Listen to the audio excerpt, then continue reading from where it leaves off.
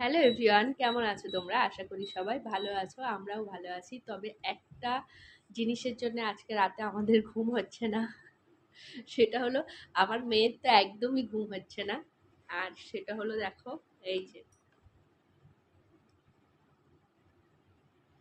এটা যেখান থেকে এনেছি মোটামুটি মানে রাতে ঘুম হবে না এরকমই একটা ভাব, না খেলে আর এটা উপায় নেই, মানে খেতেই লাগবে, তারপরে রাতে ঠিকঠাক ঘুম হবে। তো সেই জন্য আমি ভেবেছিলাম যে কালকে এটা খুলবো, তো কালকে আর হলো না, আজকেই খুলি। ওর খোলা অবধি কন্ট্রোল করতে পারবে না।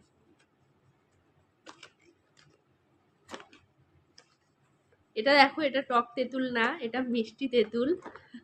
তো এটা দেখে কার কার মুখে জিভে জল আসছে সেটা অবশ্যই কমেন্ট করে জানিও। আদৌ মিষ্টি তো? ওটাই তো দেখার, মিষ্টি বলে তো এত দাম নিল না।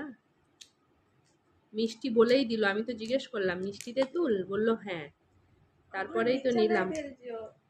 তুলে দিচ্ছি আমি, পড়ছে, ছড়িয়ে যাচ্ছে, এই যে।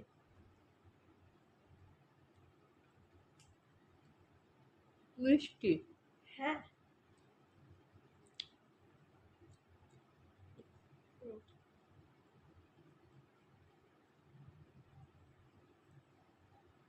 তাছাড়া মিষ্টিটা তো ঠিকই আছে। মিষ্টি বলেই খেতে পাচ্ছি, টক হলে আমি এক আঁটিও খেতে পারতাম না। হুম, টক হলে আমি একটুও খেতে পারতাম না,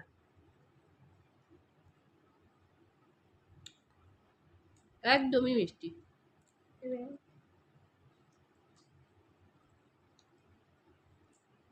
একটা টক মিষ্টি তেঁতুল আছে, ওইটা হেভি লাগে, মানে একদমই টক না, আবার একদমই মিষ্টি না। আগে কত গাছের ঢিল দিয়ে দিয়ে কাঁচা তেঁতুল পেড়ে খেয়েছি, আর টক, মানে টক তেঁতুল, পাকা তেঁতুলও তো খুব প্রিয় ছিল, কিন্তু এখন আর খেতে পারি না। না টক আম, না কাঁচা আম, না তেঁতুল, না টক কুল, কিছুই খেতে পারি না। এমনকি আনারস খেলেও আমার এখন দাঁত টকে যায়, এরকম অবস্থা হয়ে গেছে। ওই আমগুলো আমার কাঁচা। তো দেখো, পুরো বক্সটা ভর্তি। ভালো খেতে, খারাপ না। আর একটা খেলে খা, এটা ছোট মতো আছে, আমি খাই। খাওয়া যাবে না, খারাপ। তেঁতুল একটু টক টক হলে ভাল লাগে, কিন্তু আবার একদম টক হলে খাওয়া যায় না।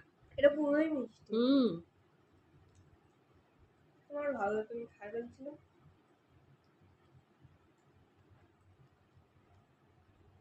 ভালো। বন্ধ কর, কতক্ষণ যাবে?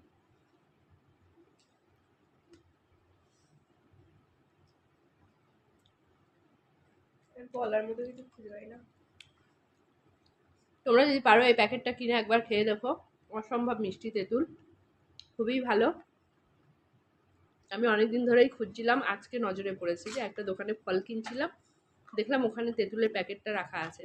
জিজ্ঞেস করলাম মিষ্টি, বললো হ্যাঁ মিষ্টি। তাহলে নেওয়া যাক, খাওয়া যাবে। তো চলো, ভালো থেকো সবাই।